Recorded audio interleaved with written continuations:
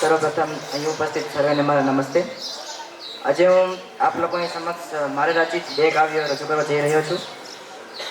પછતાવો શેનો કરવો, સમયની સાથે તો જે ગયા તે ગયા. પછતાવો શેનો કરવો, સમયની સાથે તો જે ગયા તે ગયા. મારી હાલત જોઈને ઘણા લોકો હસી ગયા, સમજી ગયા તેઓ રડી ગયા. મને ટેકાની જરૂર હતી તો ઘણા લોકો આગળ દોડી ગયા, સમજી ગયા તેઓ સાથે ચાલી ગયા.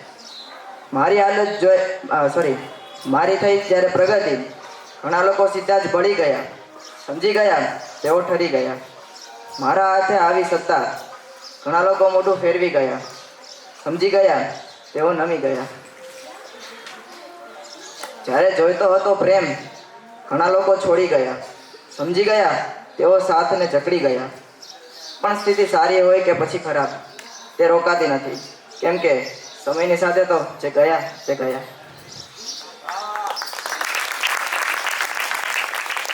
બીજી એક કવિતા છે જેનું નામ છે કવિતા. ભલે મારા વિચારો સાધારણ હોય પણ છતાં મારે કવિતાની એક વાત કરવી છે. ભલે હું પહોંચ્યો હોઉં અંતમાં પણ છતાં મારે નવીસર વાત કરવી છે. ભલે કાળી કોલસા જેવી હોય કાયા પણ છતાં મારે હીરા કરતાં ચળકતી મારી જાત કરવી છે. ભલે સર્જન શક્તિ હોય નહીં પણ છતાં મારે સર્જનાત્મક એવી એક વાત કરવી છે. ભલે હું કોઈ જ્ઞાની ન હોઉં પણ છતાં મારે તર્કથી નોખી આખી નાત કરવી છે.